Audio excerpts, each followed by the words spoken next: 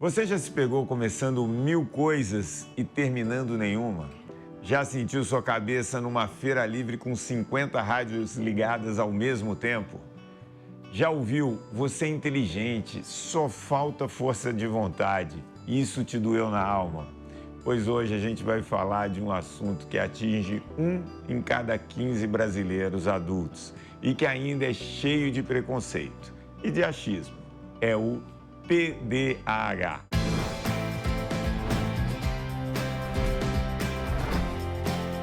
Jovem Pan Viva Bem, com Márcio Atala. E para explicar sobre o transtorno do déficit de atenção e hiperatividade, eu tenho o prazer de receber o psiquiatra, o doutor Felipe Lobo. O prazer é todo meu estar aqui com você. Que prazer. Imagina. Agora vamos lá. TDAH. Eita, vamos lá. Eu vou começar da minha infância.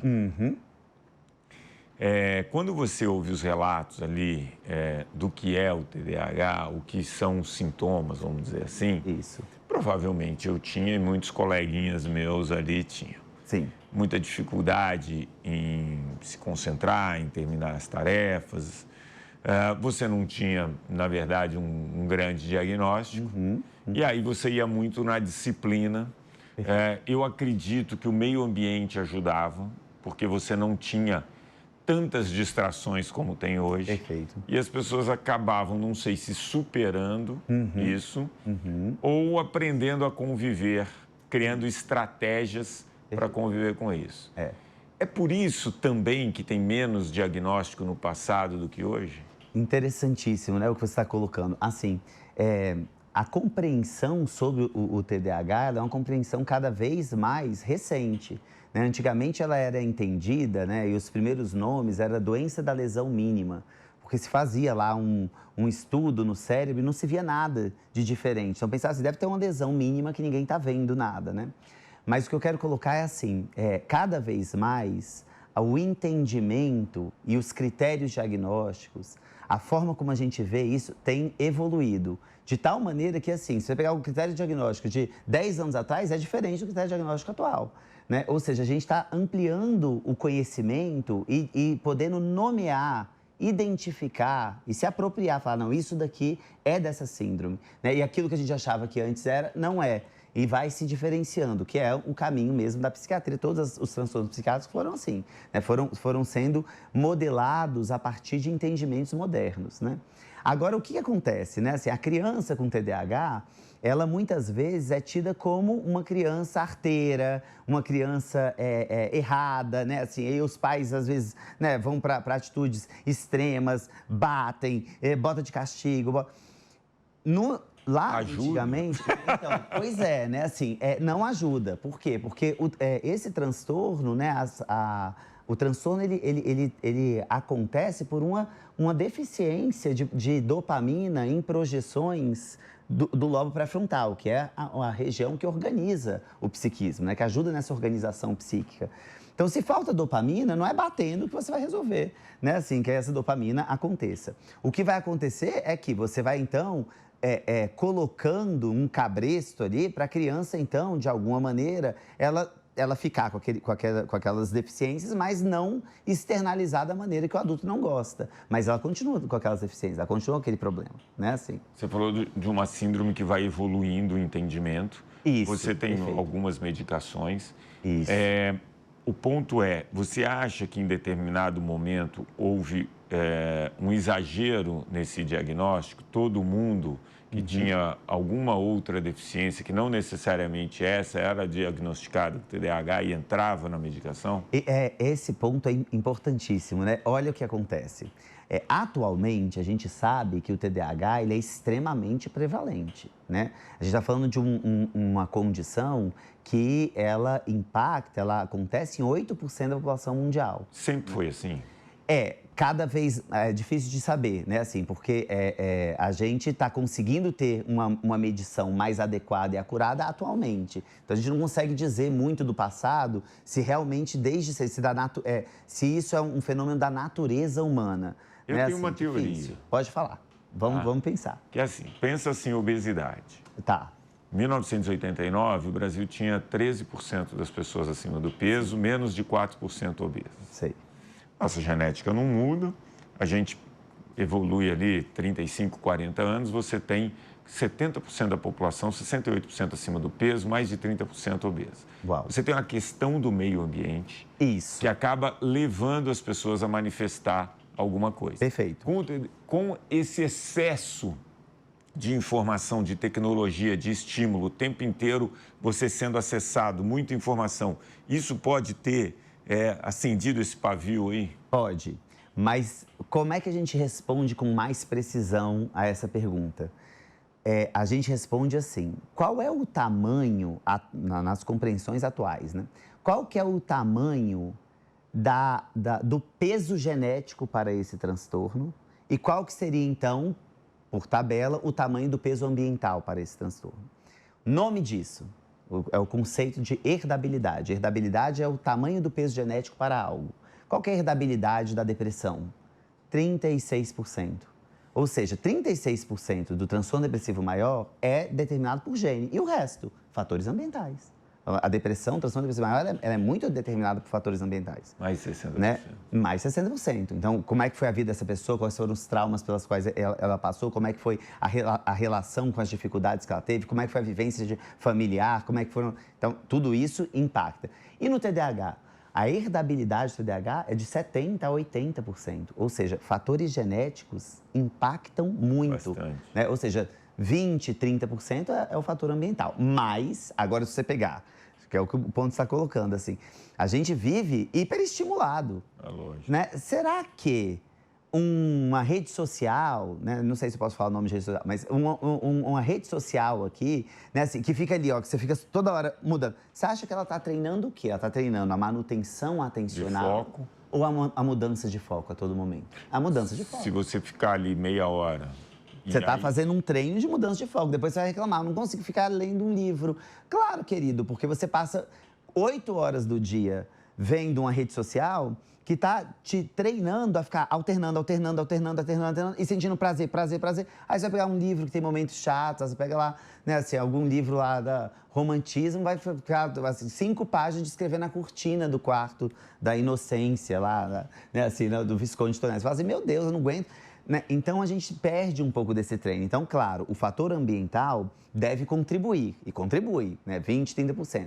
Mas é um transtorno que também tem muita questão genética. Mas a pessoa podia ter esse componente genético e não manifestar por ser um meio ambiente menos estimulante? Poderia.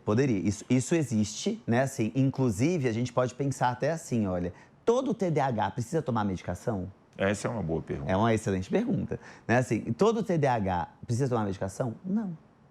Por quê? Porque o tratamento completo do TDAH, ele envolve TCC e medicação. Mas nem todo mundo precisa da medicação. Se for um TDAH mais leve, a moderado, eu posso dar conta só com a TCC. Porque aí eu vou fazendo esse treinamento dessas vias, né? Se eu vou ajudando essas vias a trabalhar melhor. E tiro os confundidores do meio ambiente, entende? Entendo.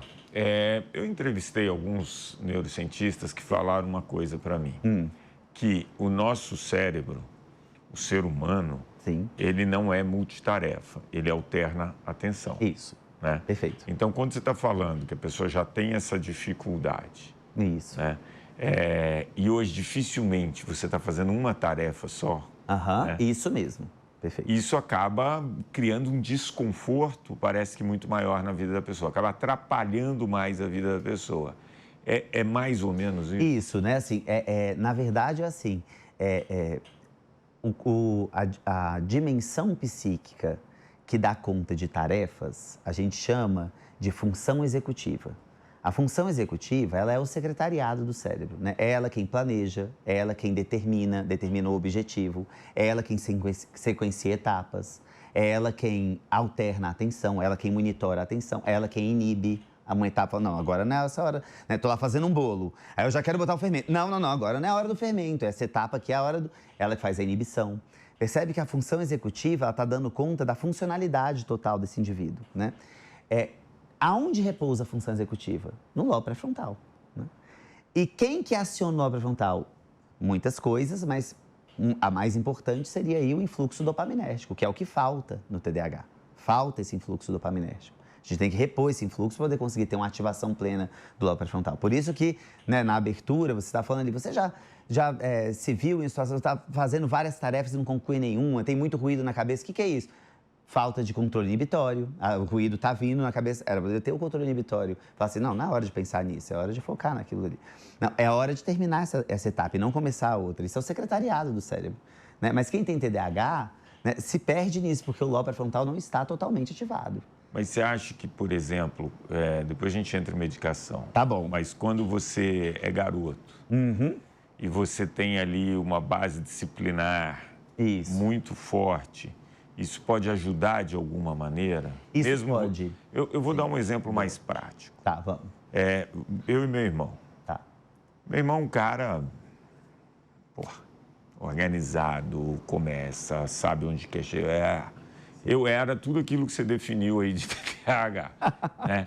Só que a gente foi estudar num colégio onde era extremamente rígido, não sei o quê. Eu tive muita dificuldade, ele muita facilidade. Mas essa dificuldade me ajudou o resto da vida a ter esse secretariado que você falou. Perfeito, perfeito. Mas isso, veja, então o que você está me dizendo? Que a depender da minha inteligência, aí eu vou ter que usar outras funções psíquicas. Eu vou criando mecanismos compensatórios que vão me dando a possibilidade de, entendo o TDAH, ainda assim prosperar. E tá aí, hoje o Márcio Atala, conhecido, famoso. Né? Assim, mas, ou seja, se você tem outros recursos psíquicos que conseguem fazer um sistema de compensação, ótimo. Se você não tem esses recursos, você vai padecer. Né, assim, porque a gente tem que tomar um cuidado de que, assim, o TDAH não é um problema só de disciplina. A disciplina pode ajudar, né? Ela pode ser um dos mecanismos compensatórios que dá conta. Mas uma pessoa que está sofrendo lá de TDAH, que está perdida, e muitas vezes tem muita disciplina, mas não consegue mesmo, né? Assim, e aí essa pessoa vai ter que tomar uma medicação, né? Assim, Só a medicação resolve? Ou você tem que entrar com uma série de comportamentos para ajudar ali? Essa pergunta é ótima, viu? Veja, então, o TDAH do adulto, as pessoas têm uma imagem, né, de que TDAH é transtorno de déficit de atenção e hiperatividade e impulsividade. Só, acabou, fim. Não. Né, assim, o TDAH do adulto, ele tem, na verdade, 4 polos. Ele tem o déficit de atenção, ele tem a hiperatividade / impulsividade, ele tem a disfunção executiva, que é essa questão do secretariado, e ele tem a desregulação emocional. Medicação dá conta de quê? Desses dois aqui, ó. Medicação dá conta de atenção, medicação dá conta de hiperatividade e impulsividade. Disfunção executiva, disciplina, TCC, né? A gente tem que encaminhar o paciente para TCC. Às vezes o paciente fala assim, eu estou tomando remédio de TDAH, né? Assim, estou fazendo tudo, mas eu continuo deixando um bando de coisa pelas metades. Mas assim, mas eu estou mais focado, o barulho me distrai menos, tá? Mas eu deixo as coisas pela metade. Pois é, querido, porque você focadamente, estou focado, e eu focadamente largo o que eu estou fazendo e começo a fazer porque eu lembrei que outra coisa, uma pendência que eu tinha para fazer. Não é uma questão de distraibilidade. É que você está tomando decisões atravancadas. Né? As decisões... Então, isso é da disfunção executiva. Quem que resolve isso? É a TCC. Isso não é medicação. Você pode aumentar, botar a dose máxima, explodir a dose da bula, que não vai resolver. Né? Assim, mesmo que... outro ponto é a desregulação emocional. A desregulação emocional, para quem tem TDAH, sabe que assim, a pessoa tá aqui de boa, rindo, tal... De repente, acontece alguma coisa, ai, gente, ela dá uma explosão. Você fala assim, o que é isso? Calma. Né? Assim, tem uns momentos de rompante. Né? de 20% a 80%, né? Olha, a estatística tem estudo que é 80% dos adultos que têm TDAH, tem estudo que fala 20%, 30% tem. Mas você vê, disfunção executiva é de 30% a 50%, né? E a desregulação emocional de 20% a 80% dos adultos. Então, assim, essas questões, né, a medicação às vezes não dá conta. Então, por isso que eu digo, o tratamento integral seria uma associação dos dois para os casos em que o paciente precisa realmente tomar medicação. Porque quem é muito leve, a TCC pode dar conta de tudo. Entendi. Aí agora, falando dos medicamentos. Boa. Olha que louco. Você tem um efeito, parece que um desses medicamentos, ou 2 desses medicamentos, classe desses medicamentos TDAH, ele tem um efeito off-label, que é de emagrecimento. Isso, que virou um label, né? Atualmente é label já. E aí muita gente acaba consumindo sem ter o transtorno. Isso é muito... Causa algum problema para a pessoa? É isso, veja. Eu posso só fazer um parênteses, né? Que eu acho muito importante ser dito, assim. Todo mundo que está tomando remédio psicoestimulante tem realmente TDAH? Não, temos erros diagnósticos, né? Mas nem todo mundo que tem TDAH está tomando a medicação que deveria tomar, né? Uma parcela do que deveria tomar não está tomando.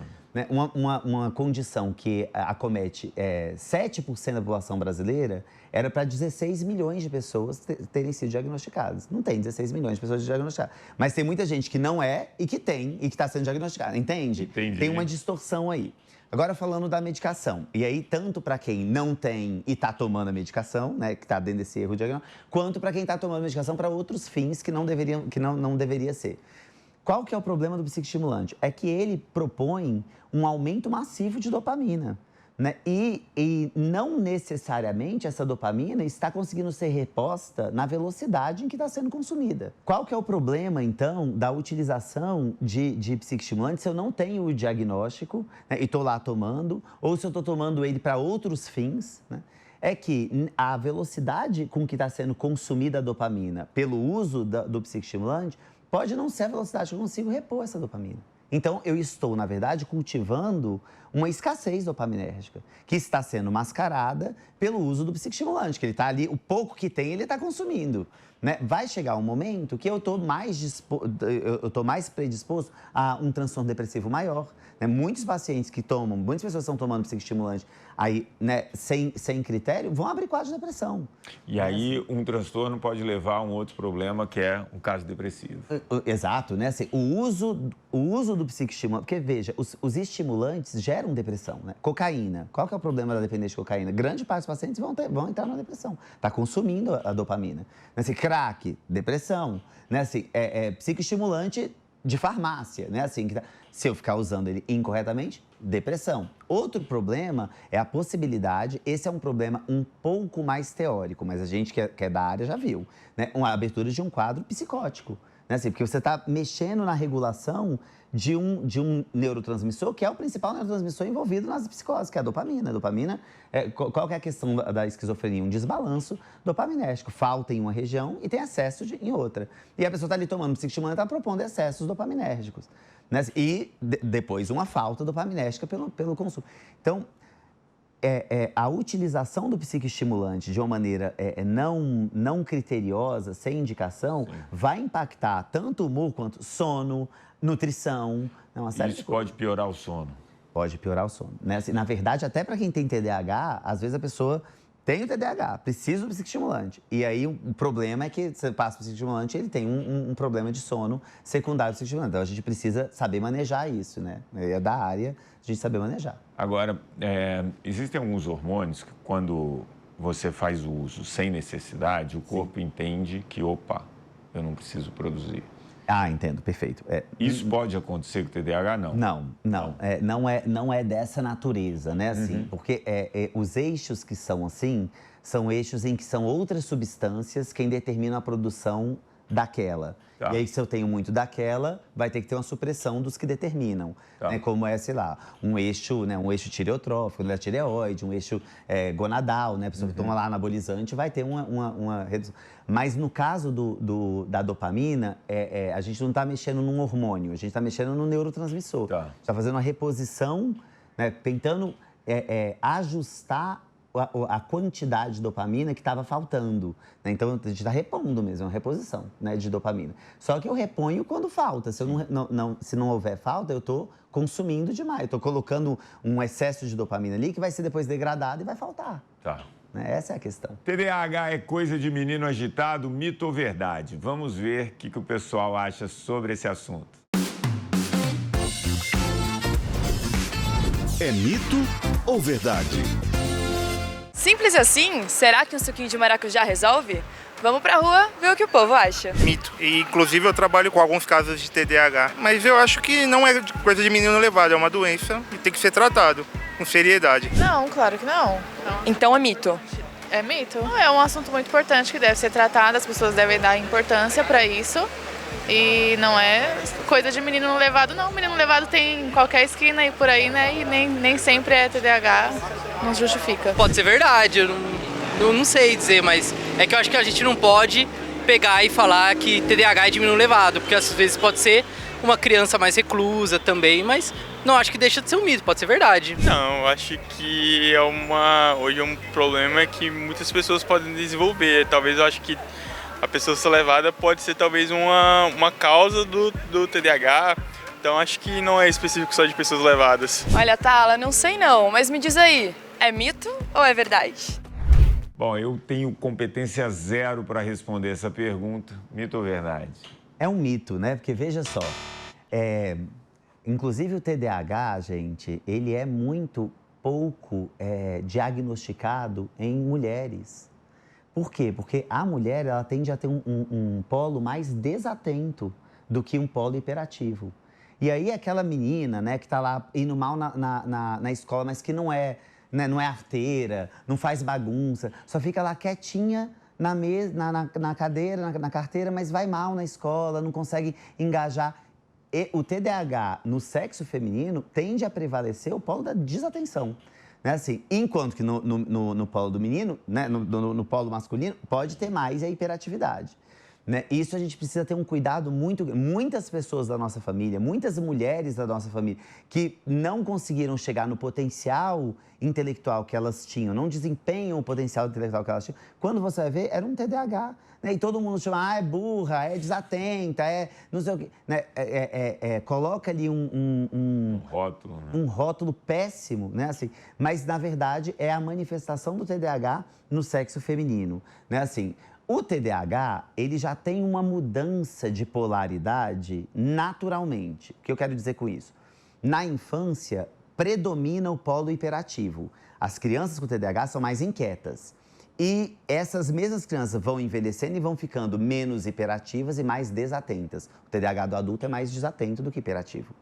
Né? Já tende a ter essa mudança. Né? Eu era uma criança hiperativa, traquina lá, tinha TDAH, conforme fui envelhecendo, fui ficando menos inquieto, mas fui ficando mais desatento. Tem essa alternância, né?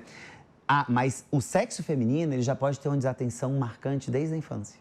Né? Assim, e o cara pode ser... O moleque pode ser hiperativo e não ter TDAH. Né? Pode ser inquieto, hiperativo e não ter TDAH. Pode, né? Assim, não é só...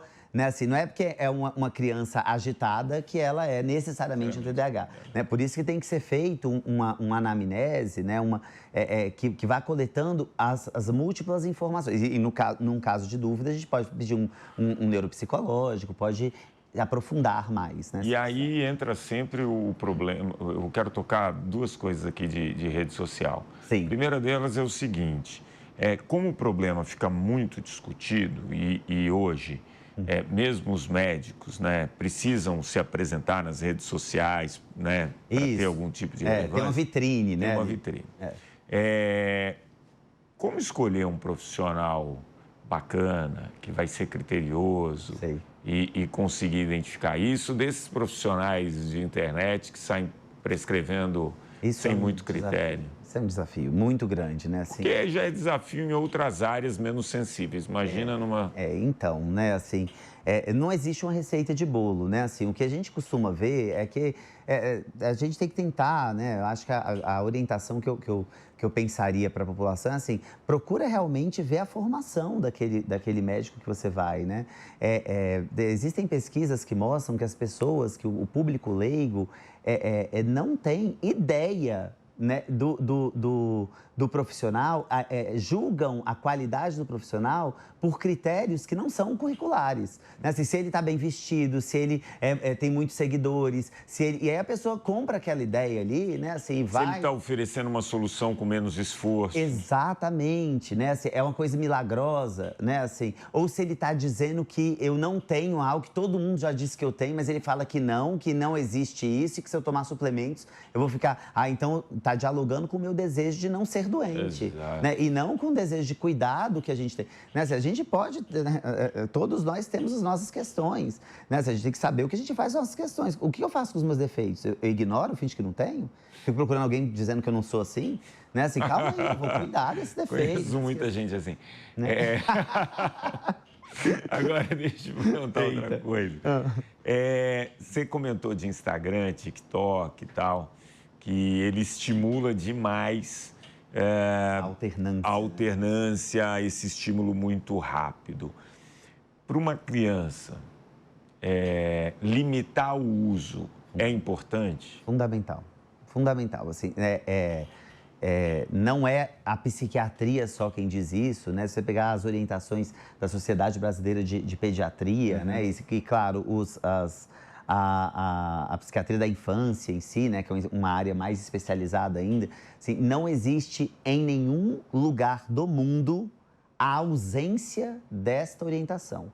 Deve-se limitar o tempo de tela das crianças. E assim, não só na questão mental, mas também na questão cardiovascular, osteoesquelética. Né? Assim, ela precisa se desenvolver e ela se desenvolve na atividade, mas é uma atividade física também. Né? Assim, a tela, ela propõe uma limitação de diversos sistemas, não só o psiquismo. Né? E aí você tocou num ponto que eu gosto muito, que é o seguinte... Esse programa devia durar 3 horas. Vamos fazer uma rave, né? O que acontece? Você falou de saúde integral, né? Então, muita gente fala, vou cuidar da saúde da mente como se isso fosse uma coisa dissociada do corpo. Quando a gente sabe que, muitas vezes, você fazendo uma atividade física, você colocando o seu corpo em movimento, você vai liberar uma série de neurotransmissores, uma série de hormônios, você vai produzir muitas substâncias que vão ajudar esse equilíbrio. Perfeito. É por aí? É por aí, né? E eu acho, não, assim, a gente sabe que as atividades físicas também melhoram o TDAH em si, porque promove mais liberação dopaminérgica, poupando até da pessoa ter que usar muita medicação. Se eu tenho um paciente, isso para todos os transtornos, viu? Assim, depressão é a mesma coisa, né? Na depressão a gente tem um nome que é dado, que é ativação comportamental. Né? Assim, claro que não dá para fazer com todos os pacientes. Se o paciente tiver num quadro depressivo muito grave, você não consegue falar, vai, levanta, vai ver a vida. Não dá, né? Assim, tem que sair do quadro grave. Mas tendo uma depressão mais leve a moderada, né? Assim, o estímulo de sair, viver, se relacionar e, né, assim, propor ativações de comportamento, né? Isso promove liberação de neurotransmissores e neuromoduladores que vão ajudar no trofismo dessas vias, né? Manter essas vias mais ativadas. No TDAH é a mesma coisa. E você vê muitos pacientes que têm TDAH meio, entre aspas, viciados em esporte. Sim. Né? Então, isso é interessante, porque ele tá procurando recursos de fazer essa liberação que é mais dificultosa para esse sistema. Né? Ou é isso, ou você vê também, o que é muito comum, TDAHs e o uso de substância. Né? Assim, é um dos principais fatores de risco para a dependência química, é ter TDAH. Né? Porque está em busca da dopamina perdida. Cadê minha dopamina? Né? E começa a achar, né, na cocaína, é um problema. Né? Bom, eu vou reclamar aqui para casa, porque esse programa deveria ter... Corujão, vamos fazer uma duração maior. Felipe, obrigado. Eu que agradeço. Fica já o convite para você voltar mais vezes muito aqui, para a gente tocando em outros assuntos que não exclusivamente TDAH. Perfeito, já fica meu aceite. Obrigado, viu? Gente, tenho certeza que você curtiu esse programa, você já pode compartilhar, porque ele já está disponível no YouTube da Jovem Pan News e também no Spotify, para você rever, ouvir, compartilhar com quem você quiser. Semana que vem, nosso encontro está marcado e eu te espero. Até lá.